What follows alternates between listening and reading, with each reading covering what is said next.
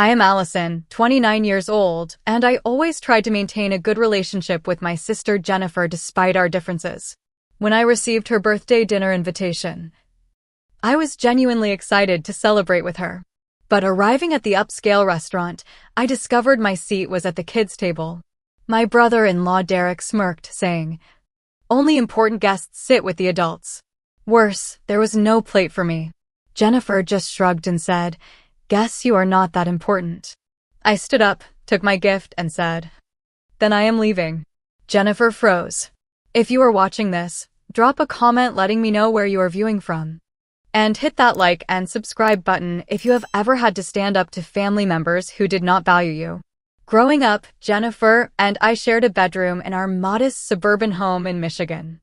With just 3 years between us, she was the older sister I looked up to throughout my childhood.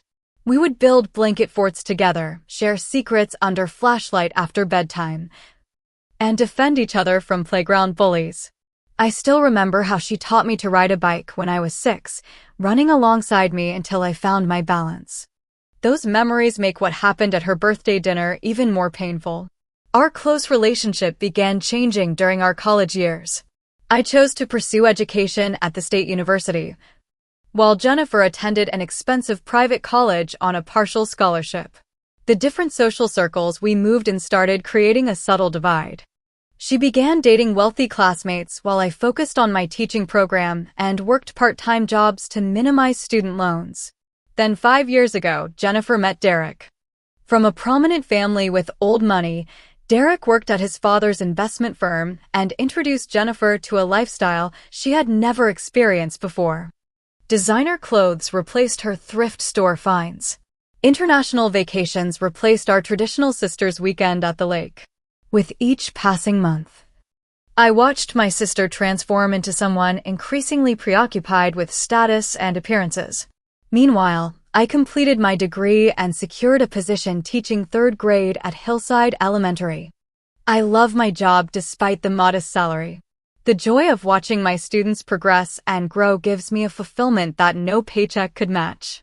Jennifer once understood this passion, even volunteering in my classroom during her visits home from college. Now she introduces me at social gatherings with a dismissive, "This is my sister Allison. She is just a teacher." The shift in our relationship accelerated after our parents died in a car accident 2 years ago. Mom and Dad had always been the glue holding our family together, hosting Sunday dinners and holiday gatherings that temporarily bridged the growing gap between Jennifer and me. Without their stabilizing presence, Jennifer fully embraced Derek's world, while I was left grieving both my parents and the sister I once knew. Despite these changes, I made consistent efforts to maintain our relationship. I attended every dinner party Jennifer hosted, even when I felt completely out of place among her wealthy friends. I listened to her stories about exotic vacations and country club memberships without mentioning my summer teaching struggling students at a literacy camp. I sent thoughtful birthday and Christmas gifts, while she increasingly responded with impersonal gift cards. The tensions intensified in the months leading up to her 32nd birthday dinner. Jennifer canceled our lunch plans 3 times, always with last-minute texts citing vague excuses about Derek's work events or impromptu shopping trips. When we did speak on the phone, she would cut conversations short or talk exclusively about her recent purchases or renovations to their lakefront home. Still, when the formal invitation arrived for her birthday celebration at Aspen, the most exclusive restaurant in our city, I was hopeful. Perhaps this would be an opportunity to reconnect. I spent 2 weeks searching for the perfect gift, eventually finding a vintage silver locket identical to one our grandmother had given Jennifer, which she had lost years ago. I had it engraved with our grandmother's initials and spent nearly a full paycheck to purchase it. The gift represented everything I hoped we could recapture in our relationship: our shared history, family connection, and the genuine affection that once existed between us. As I prepared for the dinner, I carefully selected my outfit. A navy blue dress I had splurged on specifically for the occasion. I spent extra time on my hair and makeup, wanting to fit in with Jennifer's sophisticated friends. I practiced friendly conversation topics for Derek's business associates who would undoubtedly be there. Most importantly, I mentally prepared myself to be warm and positive, determined to use this celebration as a fresh start for our strained relationship. The evening of the dinner, I felt a mixture of anxiety and hope as I drove to the restaurant. The carefully wrapped gift box on the passenger seat beside me. I had no idea that within an hour, I would be driving back along the same road, alone and in tears, with that same gift box representing not reconciliation, but the final breaking point in our relationship. The valet took my keys with a barely concealed look of surprise as he glanced between me and my 10-year-old sedan.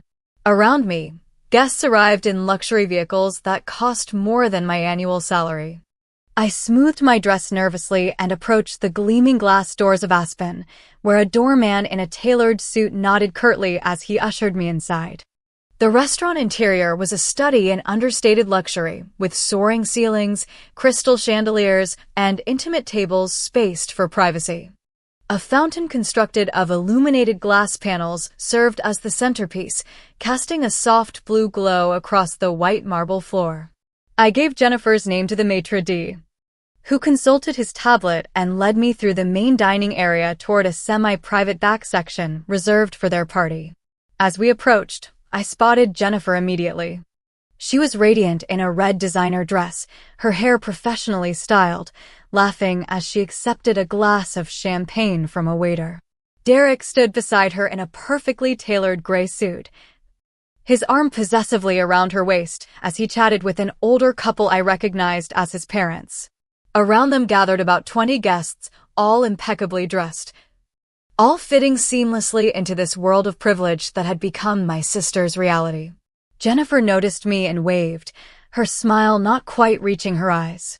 "Allison, you made it." She air-kissed near my cheeks, careful not to smudge her makeup. "Derek, look who is here." Derek turned, his handshake firm but brief. "Allison, nice of you to join us." His tone suggested the opposite.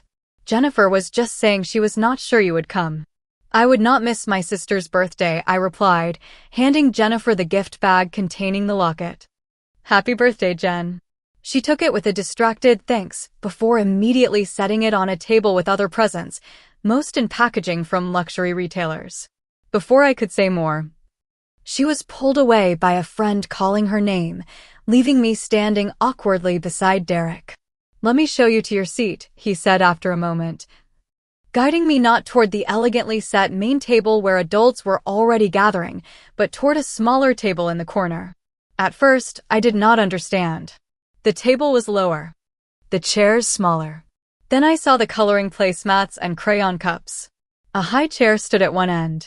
"This is the kids' table," I said, confusion turning rapidly to humiliation as I realized what was happening. Derek's smirk confirmed my worst fear.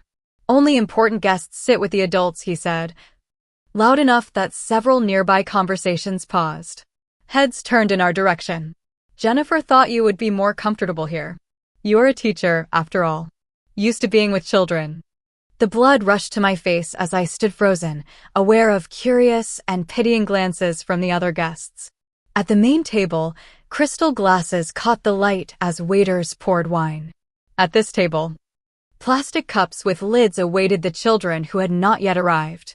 I looked around for Jennifer, finding her watching the interaction from across the room. Rather than intervening, she simply turned back to her conversation, tacitly approving Derek's behavior. "There must be some mistake," I said quietly, trying to maintain my dignity. "I will just go speak with Jennifer." Derek shrugged. "Suit yourself," but the seating arrangement was her idea. I made my way to my sister, conscious of every step across the now seemingly endless restaurant floor. "Jennifer, there seems to be some confusion about the seating," I began. She glanced at me with impatience. "What is the problem now, Allison?" Derek seated me at the children's table, I explained, keeping my voice low. Jennifer sighed. "The adult table is full with our friends and Derek's business associates. I thought you would understand." "Understand being publicly humiliated?" I asked, my voice cracking despite my efforts to remain composed. "You are being dramatic," she replied. "It is just a seating arrangement." I took a deep breath. "Fine. I will sit wherever you want me to." Just have them set a place for me. Jennifer exchanged glances with Derek, who had followed me over. An unspoken communication passed between them before she turned back to me. Actually, there is no place setting for you at either table. We were not sure you would come, given how busy you said you have been with school. I RSVP'd yes 2 weeks ago, I said. The hurt and confusion evident in my voice. Jennifer shrugged, glancing around as though worried her guests might notice our conversation. Well, I guess you are not that important, she said dismissively. Just grab a seat wherever, and I will have the server bring you a setting. The casual cruelty of her words hit me like a physical blow. In that moment, everything became clear. The missing place setting was not an oversight. This entire situation was a deliberate attempt to put me in my place, to demonstrate just how far outside their circle I had fallen. I looked at my sister, this stranger in expensive clothes who once shared ice cream cones and secrets with me, and made my decision. Then I am leaving, I said, keeping my voice steady as I reached for the gift bag containing the locket. Happy birthday, Jennifer. Jennifer froze, clearly not expecting this response. For a brief moment, I caught a glimpse of uncertainty in her eyes, quickly replaced by defensive anger. You are overreacting as usual, she said coldly. If you leave now, do not expect another invitation. I would not want one, I replied, turning to walk away. As I moved toward the exit, I heard whispered conversations resume behind me. Whether they were talking about the scene they had just witnessed or simply returning to their previous discussions, I did not know or care. The valet looked surprised to see me returning so soon but fetched my car without comment. It was only when I was safely inside my vehicle, doors locked and the restaurant disappearing in my rearview mirror, that I allowed the tears to fall. The drive home passed in a blur of tears and traffic lights.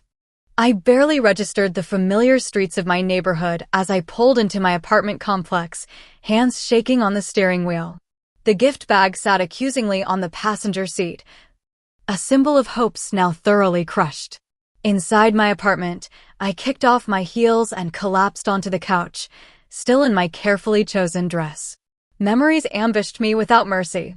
Jennifer teaching me to apply mascara before my first date, holding my hand at our parents' funeral, laughing together at inside jokes no one else understood. Each happy recollection now tainted by the cold dismissal in her eyes at the restaurant. This was not the first slight I had endured from Jennifer and Derek, though it was certainly the most public. Last Christmas, they had given everyone in the family personalized gifts except me. I received a generic gift card with the wrong name printed on the envelope. At their housewarming party, Derek had loudly commented on my sensible shoes, making air quotes around the word while his friends snickered. Just last month, Jennifer had promised to meet me for coffee to discuss plans for our parents' memorial service anniversary, only to text an hour after our scheduled meeting time that she was getting a facial with friends instead. Each incident I had excused, rationalized, or swallowed down. She is busy. He does not mean it that way. Family is complicated. Tonight had stripped away those comfortable fictions, leaving only the painful truth. My sister had deliberately humiliated me and felt justified in doing so. My phone began buzzing with text messages as I sat in my darkened living room. The first came from Kara, my best friend since college. Just heard what happened from Madison, who was at the restaurant, coming over with wine and cookies. No arguments. I had forgotten that Madison, a fellow teacher who moonlighted as a server at Aspen, was working tonight. News traveled fast. More messages followed from mutual acquaintances who had been at the dinner. That was so awkward. Are you okay? Jennifer seems different these days. Not in a good way. Maybe you should have just sat down. Families argue sometimes. That last one stung. The suggestion that I should have accepted the humiliation to keep the peace was exactly the kind of thinking that had allowed Jennifer's behavior to escalate over the years. True to her word, Kara arrived 30 minutes later bearing wine, chocolate chip cookies, and fierce loyalty. She took one look at my tear-streaked face and pulled me into a hug. That absolute witch, she said as she poured 2 generous glasses of Cabernet. And that husband of hers is even worse. I keep thinking I must have done something to deserve this, I admitted. wrapping myself in the throw blanket Kara had brought over. Why else would she treat me this way? Kara's expression hardened. Stop that right now. No one deserves public humiliation. Especially not from family. This is not about you. This is about Jennifer and whatever twisted values she has adopted. As the night progressed and the wine bottle emptied, I found myself revealing incidents I had never shared with anyone. The time Jennifer had forgotten to tell me about our cousin's wedding until the day before, making it impossible for me to attend. The dinner at their house where Derek had spent 20 minutes detailing the tax benefits of a real income, looking directly at me. The Christmas morning when Jennifer had commented that my gift to our mother looked homemade, her tone making the word sound like an insult. Why have you never told me these things? Kara demanded, her expression a mixture of shock and concern. Because saying them out loud would make them real, I whispered. And because they sound so petty individually. It is only when you put them all together that you see the pattern. A pattern of emotional abuse, Kara said firmly. And it stops now. We talked until the early hours of the morning, emptying a second wine bottle and finishing the cookies. As painful as the evening had been, something shifted inside me as I spoke about years of accumulated hurts. The guilt and confusion that had been my constant companions began to lift, replaced by a growing sense of clarity and resolve. I do not want to cut her out of my life, I admitted as Kara prepared to leave. She is my only sister. But I cannot keep pretending this is normal or acceptable either. Kara hugged me tightly at the door. You do not have to decide everything tonight. Just promise me you will not let them make you feel small again. After she left, I sat alone in my quiet apartment, surrounded by the remnants of our impromptu therapy session. Something had broken inside me tonight, but something else was being forged in its place. A boundary. A standard. A recognition that family bonds did not justify emotional wounds. I placed the gift bag containing the locket on my bookshelf, a reminder not of failure but of my own worth. I had chosen that gift with love and thoughtfulness, qualities Jennifer and Derek had rejected tonight. Their loss, not mine. As I finally prepared for bed, my phone chimed with a text from Jennifer. You made a scene tonight. We need to talk tomorrow. I will come by after yoga. No apology. No acknowledgement. Just an expectation that I would be waiting for her convenience, ready to absorb whatever justification she offered for her behavior. For the first time in our relationship, I did not immediately respond. Instead, I turned off my phone and went to bed, mentally preparing for a confrontation that was long overdue. The sharp knock on my apartment door came at precisely 11 the next morning. I had been awake for hours, alternating between rehearsing what I wanted to say and trying to predict Jennifer's approach. Would she be defensive? Dismissive? Would she attempt to gaslight me into believing last night had been a misunderstanding? I opened the door to find her in designer yoga wear, looking flawless except for the tight set of her mouth. She brushed past me into the apartment without waiting for an invitation. You could have answered my text, she said, setting her purse on my counter and surveying my modest living room with barely concealed judgment. I was worried. Were you? I asked, closing the door but remaining standing. That would be a first. Her eyes narrowed. If you invited me over just to be hostile, I can leave. I did not invite you at all, I pointed out. You announced you were coming. Jennifer sighed dramatically and perched on the edge of my couch. Look, I do not know why you are making such a big deal about last night. It was just a seating arrangement. It was a deliberate humiliation, I said, my voice steady despite the adrenaline coursing through me. You and Derek went out of your way to make me feel unwelcome and insignificant. You are being way too sensitive, she countered. It was a joke. Jokes are funny. This was cruel. And it was not just last night, Jennifer. This has been happening for years. Ever since you met Derek. She rolled her eyes. Here we go. I knew you would blame Derek somehow. You have never liked him. This is not about liking Derek. This is about how you have changed since being with him. The sister I grew up with would never have seated family at a kid's table or told them they were not important enough for a place setting. Jennifer's composure slipped momentarily. You have no idea what my life is like now, she said, a hint of something vulnerable breaking through her polished exterior. Derek's family has expectations. His friends and colleagues judge everything we do. Every dinner party, every outfit, every vacation has to be perfect.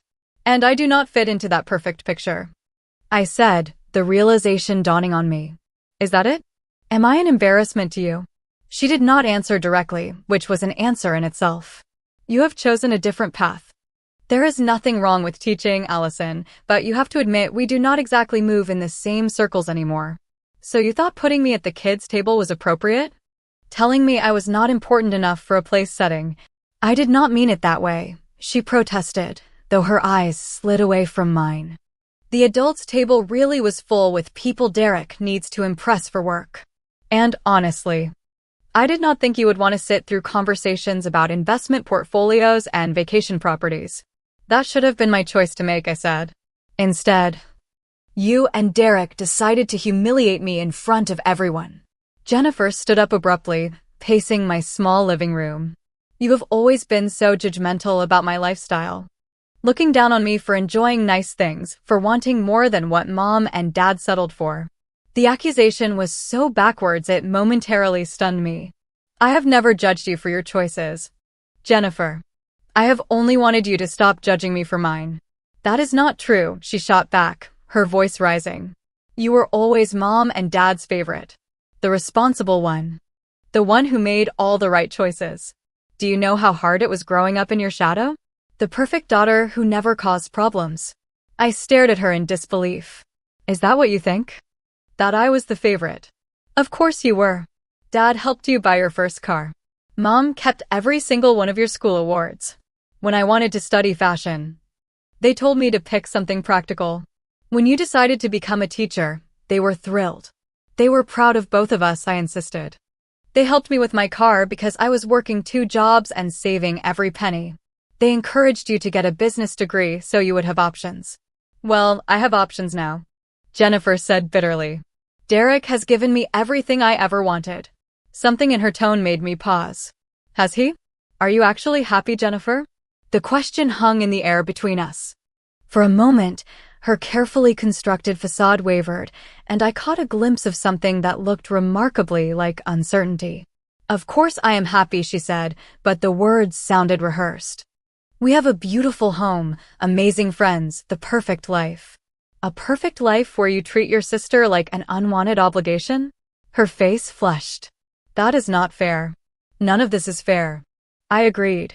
And I think there is more going on than you are telling me. Jennifer turned away, staring out my apartment window. The silence stretched between us until she finally spoke. Her voice so quiet I had to strain to hear it. Derek's investment firm is under investigation.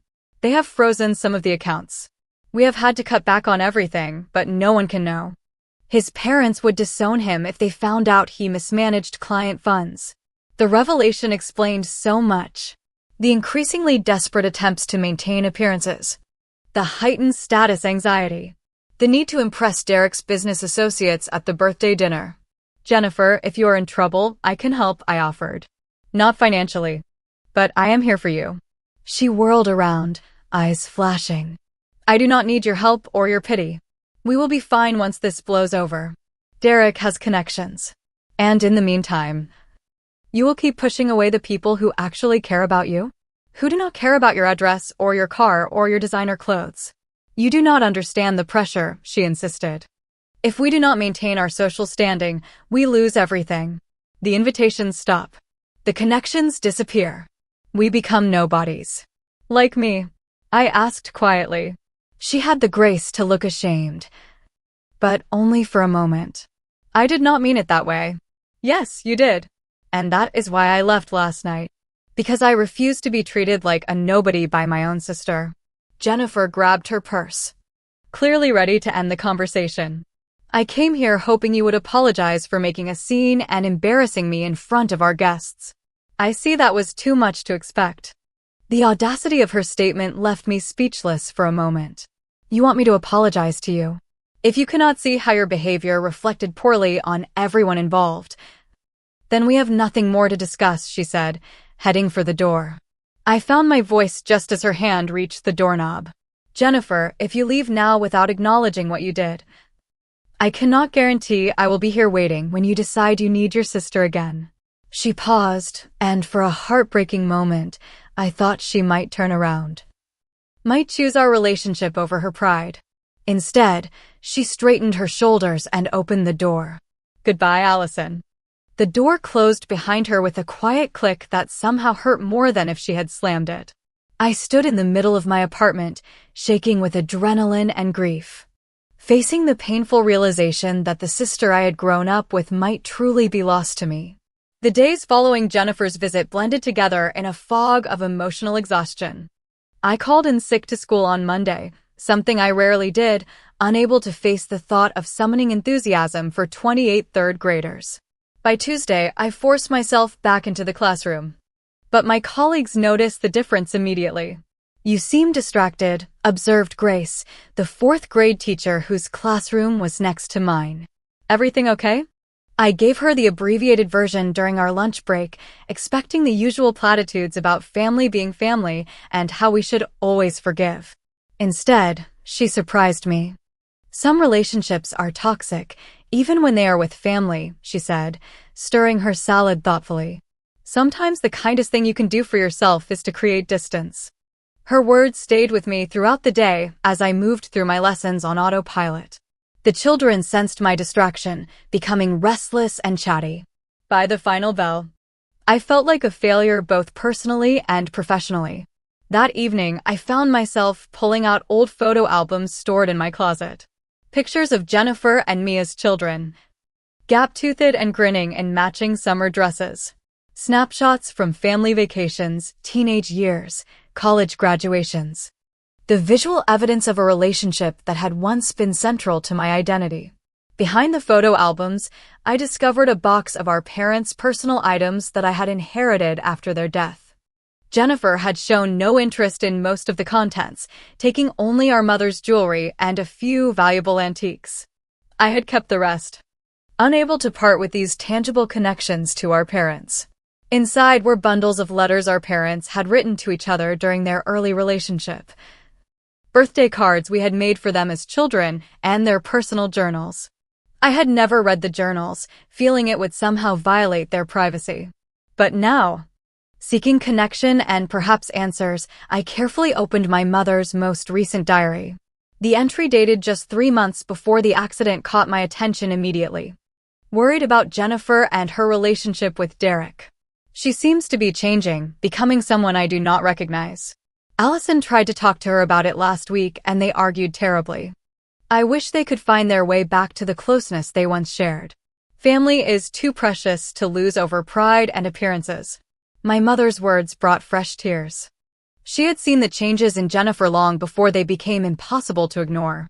And she had witnessed my early attempts to address them, attempts that had clearly failed.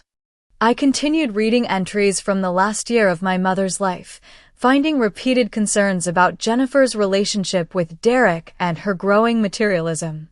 There were also numerous expressions of pride in my teaching career and worry that I worked too hard without taking time for myself.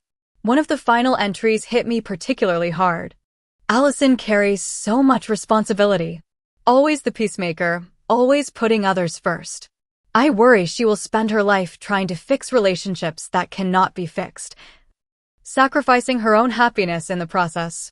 My gentle, compassionate daughter needs to learn that she cannot pour from an empty cup.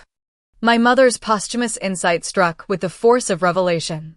How much of my identity had been wrapped up in being the responsible sister, the one who maintained family connections, who smoothed over conflicts and swallowed hurts to keep the peace. Had I been enabling Jennifer's behavior by consistently accepting it? The next morning, I called the school's counselor, who recommended a therapist specializing in family dynamics. Dr. Winters had an opening the following week, and I scheduled an appointment, determined to gain perspective on whether my relationship with Jennifer could or should be salvaged. In the meantime, my performance at school continued to suffer. I found myself snapping at students over minor infractions, then overcompensating with excessive praise. During a parent conference, I completely forgot which math standards we were currently covering. My principal, Diane, called me into her office on Friday afternoon. "You are one of our strongest teachers, Allison," she said kindly. "But clearly something is affecting your work. Do you want to talk about it?" The simple question broke through my carefully maintained composure. Before I knew it, I was telling her everything, from the birthday dinner humiliation to the confrontation with Jennifer to my growing realization that I might have to accept the loss of my only sibling. Diane listened without interruption, then shared that she had been estranged from her own brother for nearly a decade. "It was the hardest decision I ever made," she admitted. "But it was also necessary for my mental health. Sometimes the family we choose is more supportive than the family we are born into." Her words reminded me of Kara's unwavering support, of Grace's understanding, of the community I had built around me. People who valued me for exactly who I was, not who they wanted me to be.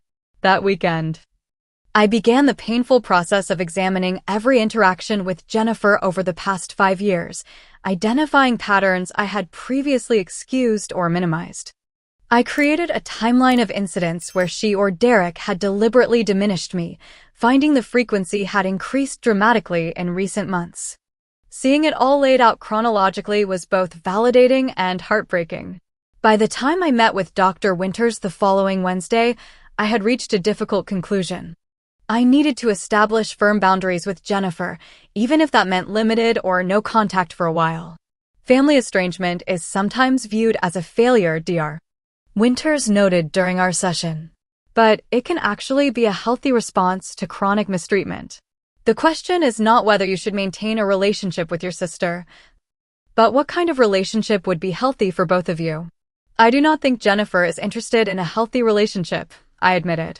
"She wants me to play a specific role that validates her choices and makes her feel superior. And that role is damaging to your self-worth," Dr. Winters observed. "Have you considered what a relationship with appropriate boundaries might look like?" We spent the remainder of the session outlining those boundaries. No more accepting last-minute cancellations. No more tolerating belittling comments about my career or lifestyle. No more pretending Derek's behavior was acceptable. Setting boundaries is not about punishing Jennifer, Dr. Winters emphasized as our time ended. It is about creating conditions where a healthier relationship might eventually be possible. But you have to be prepared for her to reject those conditions. I left the session feeling lighter than I had in weeks. The path forward was not clear, but at least I had stopped circling the same painful ground. Whether Jennifer and I could rebuild our relationship remained to be seen, but I was no longer willing to sacrifice my dignity and self-respect to maintain the pretense of sisterly closeness. That evening, I finally removed the gift bag containing the locket from my bookshelf. I considered returning it to the jewelry store but decided against it.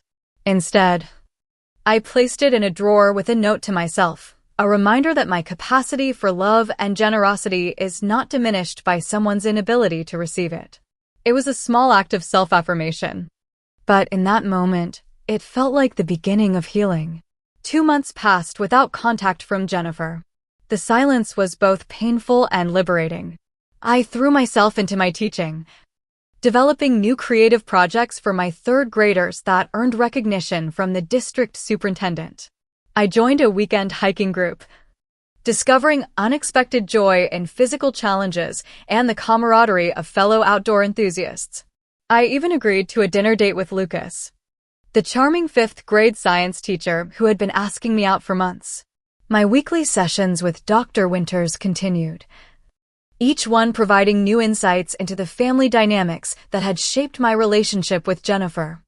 I began to understand how our parents' unintentional favoritism had created competition between us, how Jennifer's insecurities had found fertile ground in Derek's materialistic values, and how my own need for approval had kept me accepting treatment I should have rejected long ago. "You seem different," Kara observed one evening as we prepared dinner in my apartment. "More confident." "I feel different," I admitted, surprising myself with the realization. Like I have been carrying this weight for years, trying to maintain a relationship with Jennifer at any cost. Now that I have put it down, I can stand up straight. "Have you heard anything from her?" Kara asked, carefully avoiding judgment in her tone.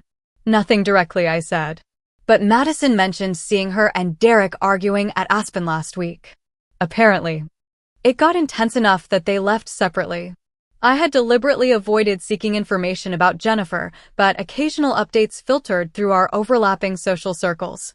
Each one brought a mixture of concern and relief that their problems were no longer mine to manage. The unexpected turning point came on a rainy Tuesday in April. I was grocery shopping after school when I literally collided shopping carts with Elaine, one of Jennifer's closest friends from her social circle. "Allison," she exclaimed, looking genuinely pleased to see me. "How have you been?" "I am good," I replied, surprised by her warmth given her loyalty to Jennifer. "How are you?" "Oh, hanging in there," she said with a grimace. "Work has been crazy, and honestly, all the drama with Jennifer and Derek has been exhausting." I tensed, preparing for an accusation about abandoning my sister during difficult times. Instead, Elaine lowered her voice. "Look, I do not know what happened between you two, but Jennifer has not been herself lately. Derek has been absolutely controlling everything, isolating her from friends who question his decisions. A few of us have tried to reach out, but she cancels plans at the last minute, usually with excuses that sound like they came directly from him."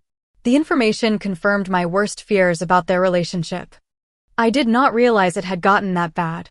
Elaine glanced around as though worried about being overheard. "There are rumors about financial improprieties at his firm." Nothing confirmed, but enough smoke to suggest fire. "And the way he monitors her spending now, her calls, her friendships, it is concerning." My protective instincts surged despite everything that had happened. "Has anyone tried to talk to her directly about this?" "We have all tried in our ways," Elaine sighed. "But you know Jennifer. Pride is her middle name. She would never admit something is wrong, especially to the friends she has been flaunting her perfect life to for years." We exchanged numbers before parting, Elaine promising to keep me updated if the situation with Jennifer worsened. I finished my shopping in a daze, my carefully constructed emotional distance from my sister's problems crumbling with each new piece of information. At home, I paced my apartment, debating what, if anything, I should do. The boundary I had established with Jennifer was necessary for my well-being, but the thought of her trapped in a controlling relationship overrode my personal hurt. After much deliberation, I decided to write her a letter. Not an email that could be easily deleted or a text that Derek might see, but an actual handwritten letter that she could read privately and consider at her own pace.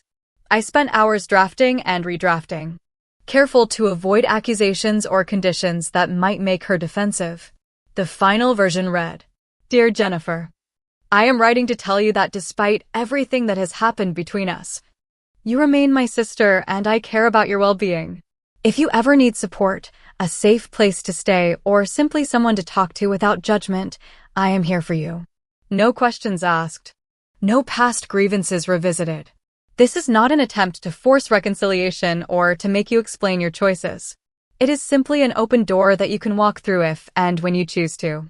I miss the person you were before appearances and status became so important. I believe that person is still there beneath the surface. When you are ready to reconnect with her, I would like to be part of your journey. With love, Allison." I mailed the letter the next day, addressing it to Jennifer's office rather than her home to reduce the chance of Derek intercepting it. Then I returned to my life, continuing the personal growth and healing I had begun, not expecting an immediate response or perhaps any response at all. Weeks passed without word from Jennifer. I remained committed to my boundaries while keeping the door open should she choose to reach out. The spring turned to summer, bringing the end of the school year and the freedom of vacation. I accepted a position teaching at a summer enrichment program for disadvantaged students, finding fulfillment in helping children who reminded me of Jennifer and myself at that age, before life's complications pulled us in different directions. My friendship circle expanded through the hiking group and book club Kara had convinced me to join. My tentative dating relationship with Lucas developed into something more substantial, bringing joy and companionship I had not expected. For the first time in years, I felt fully present in my own life rather than orbiting around Jennifer's drama. On a sweltering July evening, I returned home from a day at the lake with friends to find a small envelope that had been slipped under my apartment door. Inside was a single sheet of paper with just 3 words in Jennifer's distinctive handwriting. I need help. The note trembled in my hand as I immediately called Jennifer's cell phone. No answer. I tried her office line with the same result. Fighting rising panic, I remembered Elaine and dialed her number. I have not seen her in days, Elaine admitted after I explained about the note. But there have been rumors that Derek's firm is facing serious fraud charges. The partners are all lawyering up. After several more fruitless calls, I grabbed my keys and drove to Jennifer's house. A sprawling lakefront property I had visited only a handful of times. No cars in the driveway. No answer at the door. Neighbors reported seeing Jennifer leave with a suitcase that morning alone. I returned home, leaving messages everywhere I could think of, then settled in to wait, jumping at every sound outside my door. Around midnight, my doorbell finally rang. Jennifer stood in the hallway, a small suitcase beside her. Without her usual perfect makeup and designer clothes, dressed in jeans and a simple t-shirt, she looked younger and somehow more like the sister I remembered. I did not know where else to go, she said, her voice rough from crying. I wordlessly stepped aside, letting her enter. She moved hesitantly into my apartment, as though expecting judgment or questions. Instead, I simply asked, "Are you hungry?" The simple normalcy of the question seemed to break something loose inside her. She nodded, tears streaming down her face. While I reheated leftover pasta, Jennifer sat at my kitchen counter, slowly revealing what had happened. Derek's investment schemes had finally collapsed. Federal investigators had frozen their accounts. Their house was being seized. Most devastatingly, Derek had transferred assets to an offshore account in only his name before disappearing 3 days ago, leaving Jennifer to face the consequences alone. "Everything we had is gone," she said hullily. "The house, the cars, the savings. Even my jewelry. The investigators took it all as evidence. The only reason I am not in custody is because they believe I was unaware of the fraud." "Were you?" I asked gently, placing food in front of her. "I suspected something was wrong," she admitted. But I did not want to know the details.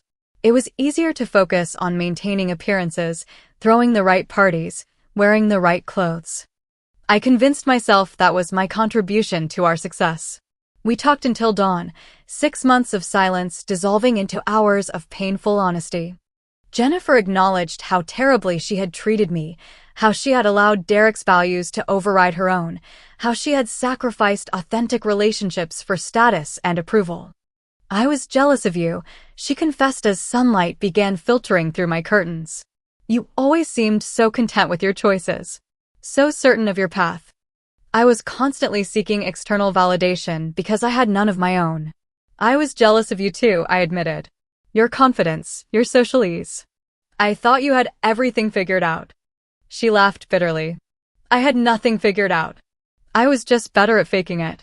In the days that followed, Jennifer slept on my couch while we navigated the practical and emotional aftermath of her life's implosion. She met with federal investigators, filed for divorce, and faced the humiliating process of having her personal finances scrutinized by authorities and gossiped about by former friends. The Jennifer who emerged from this crucible was neither the adoring sister of our childhood nor the status-obsessed stranger of recent years. She was someone new. Humbled by circumstance, but also discovering reserves of strength she had not known she possessed. "I do not know who I am without all the trappings," she admitted one evening, 6 weeks into her stay. "For so long, my identity has been Mrs. Derek Harrington, with the perfect house and the perfect wardrobe. You get to decide who you want to be now," I told her. That is terrifying, but also incredibly freeing. Our relationship rebuilt itself slowly, each conversation adding another brick to the foundation. There were difficult moments when old patterns threatened to resurface. Jennifer would make a dismissive comment about my apartment size, then catch herself with a horrified expression.